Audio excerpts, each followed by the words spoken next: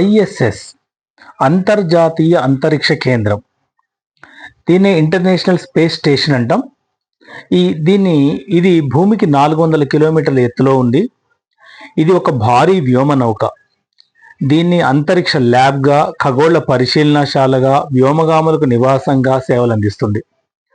దీన్ని 5 దేశాలు America, Russia, Japan, ఐరోపా, కెనడా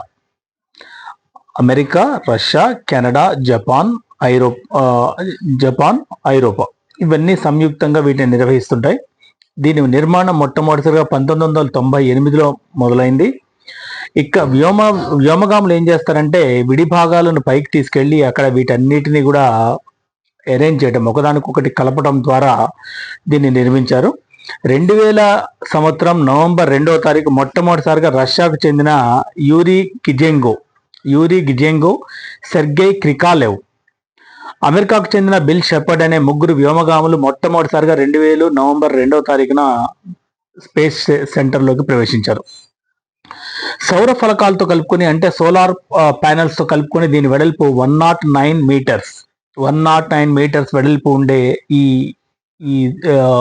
స్పేస్ షటిల్ అతిపెద్ద మానవ నిర్మిత వస్తువు స్పేస్లో. ఇదే అతిపెద్ద మానవ నిర్మిత వస్తువు. ఐఎస్ఎస్ ఇది 28,000 కిలోమీటర్లు ఒక గంటకి భూమి చుట్టూ ప్రయాణిస్తుంటుంది. 90 నిమిషాల్లో భూమిని చుట్టేస్తుంది.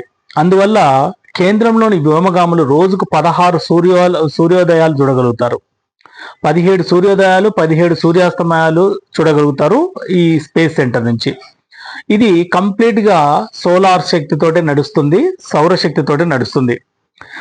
దీని ఒక్క సంవత్సరానికి 7.35 లక్షల కిలోవాట్ల విద్యుత్తుని జనరేట్ చేస్తున్నాయి. ఈ సౌర ఫలకాలన్నీ కూడా, ఈ సోలార్ ప్యానెల్స్ అన్ని కూడా 7.35 లక్షల కిలోవాట్ల ఎనర్జీని ఉత్పత్తి చేస్తున్నాయి ఫ్రమ్ సోలార్ ఫర్నెస్.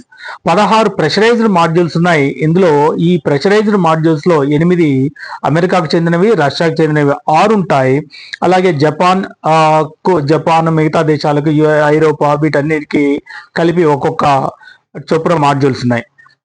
ఇందులో ఒక ప్రత్యేకత ఏంటి అంటే కుపోలో మాడ్యూల్.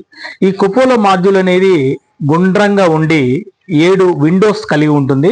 ఇది ఏం చేస్తుందంటే ఒక ప్రత్యేకమైన భాగం అంతరిక్షంలో ఉండే నక్షత్రాలు, అంతరిక్ష నౌకలు వాటిని పరిశీలించడానికి, వాటి ఫోటోలు తీసి భూమి మీదకి పంపడానికి వాడతారు.